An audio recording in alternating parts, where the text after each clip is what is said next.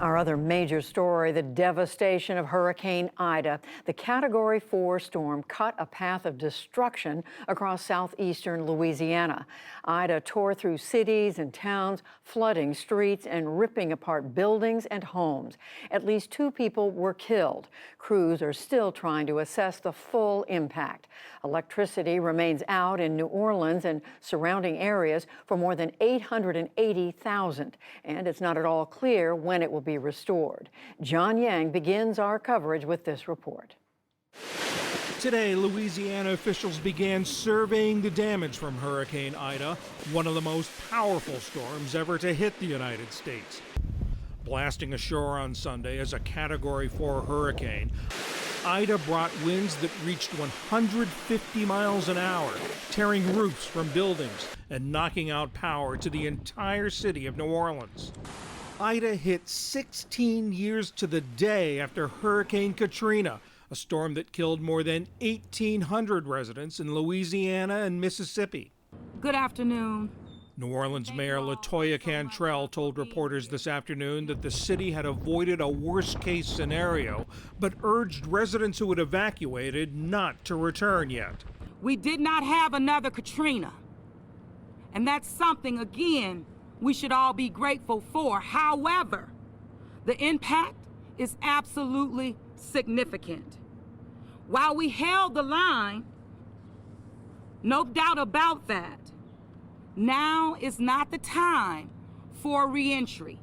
The storm tested a $14.5 billion levee system that had been overhauled in the aftermath of Hurricane Katrina. Many New Orleans residents, like Stephen Timpany, said they felt lucky.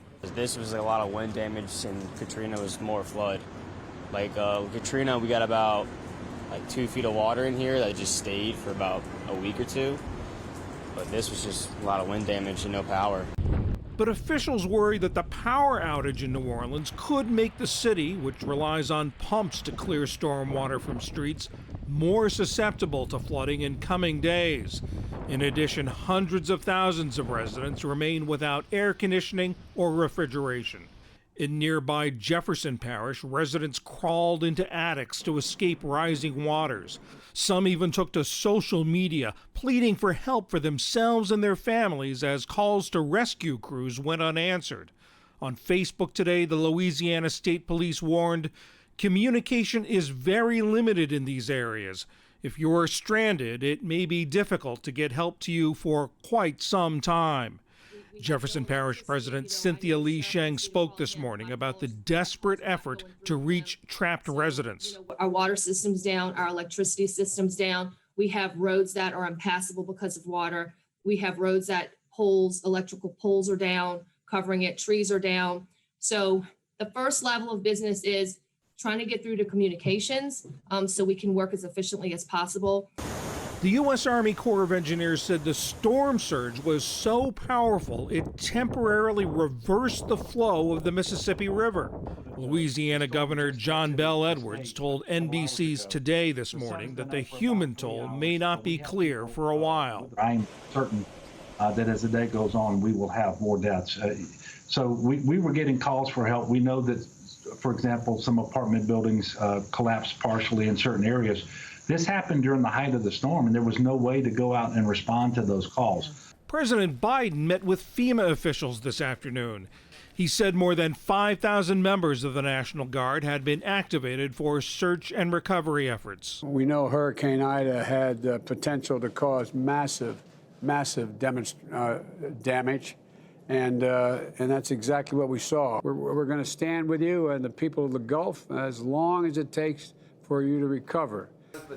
Hurricane Ida hit as Louisiana hospitals are already stressed from a resurgence of COVID-19 because of low vaccination rates and the highly contagious Delta variant. After spending 16 hours as a hurricane over land, Ida was downgraded to a tropical storm as it churned toward Mississippi. Flood watches have been posted along the storm's projected path from the northern Gulf Coast to the Tennessee Valley. For the PBS NewsHour, I'm John Yang. The storm grew in strength and intensity beyond what had been projected just a couple of days ago. Scientists say greenhouse gas emissions and climate change are contributing and fueling hurricanes like Ida, in part by warming the waters that feed and fuel the storm.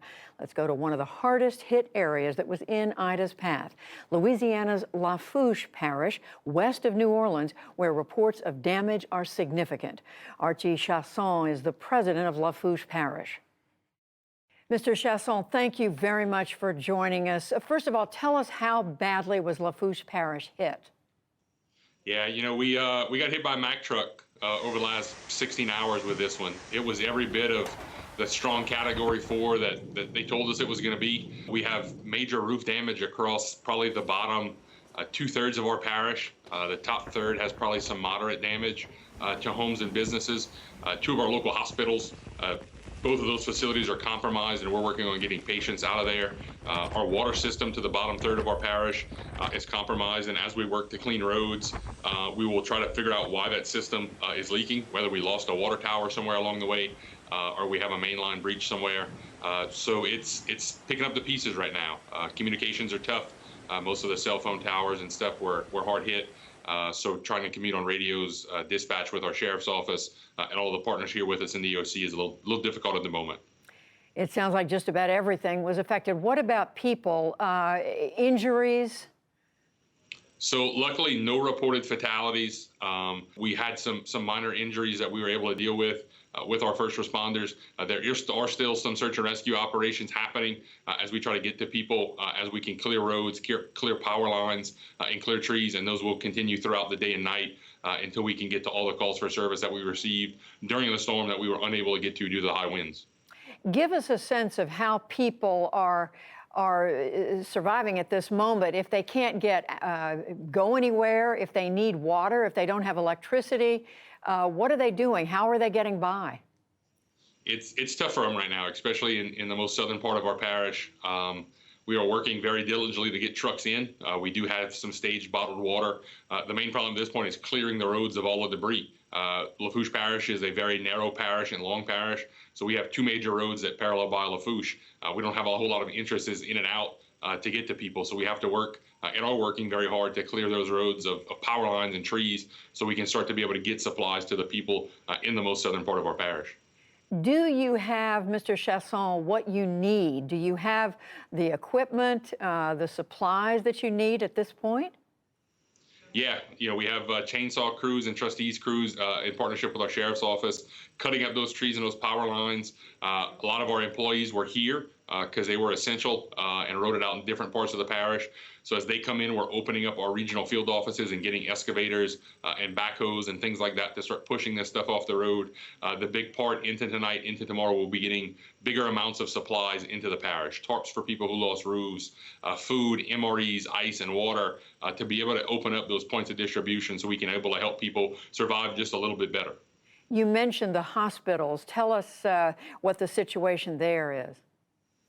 Yeah, so both of 2 of our hospitals, the one in the central part of our parish and the one down south, had roof damage, caused some significant water damage to the facilities. All of the patients themselves are safe and have by this point been taken out of the facilities to other regional hospitals that were not affected. So we are working with our partners with the Governor's Office of Homeland Security Emergency Preparedness, as well as the National Guard, to stand up some temporary hospitals so that we have some ability to treat people and triage them should something happen like a heart attack or a broken bone or something like that, the ability to stabilize them, to get them airlifted somehow or by road to a different facility. But this is going to be a tough battle. We have a long road ahead of us, but our community is resilient.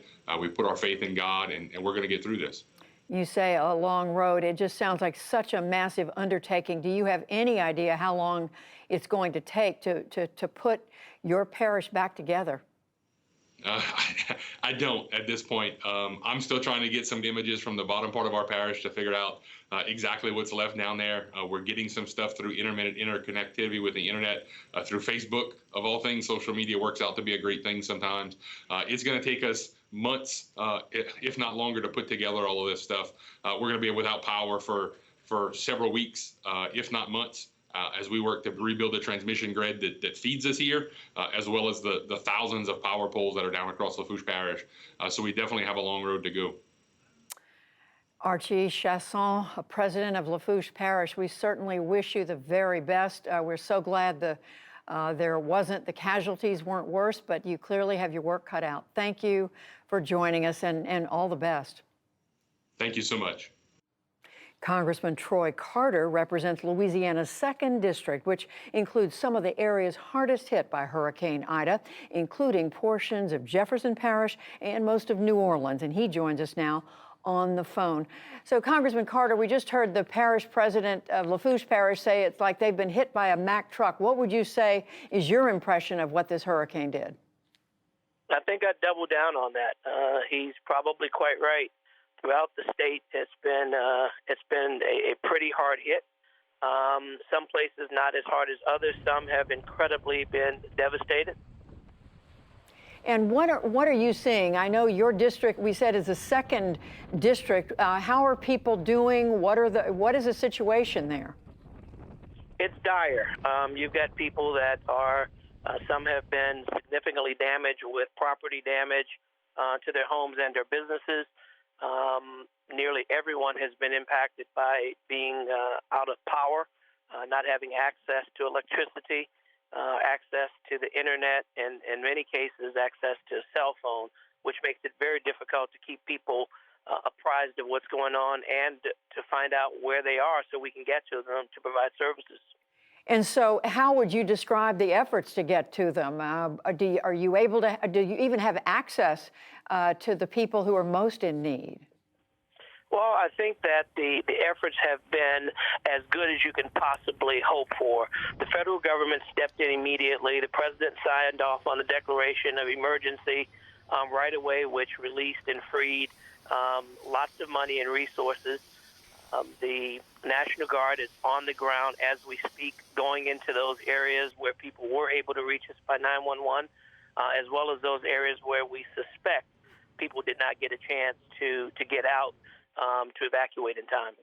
So, Congressman Carter, of the things that are needed now, what would you say are the priorities? I would say right now, search and rescue obviously is number one. Saving lives. Saving lives is number one. Quality of life comes next. Making sure that we have secured everyone who's in a dangerous position and gotten them to higher ground where they are safe and secure and stabilized. Then second, of course, is making sure that we get power back on the grid and make sure that people that are sheltering in place have the comforts of air conditioning. It's very hot in August in Louisiana. It's a sweltering heat and very dangerous for senior citizens as well as children.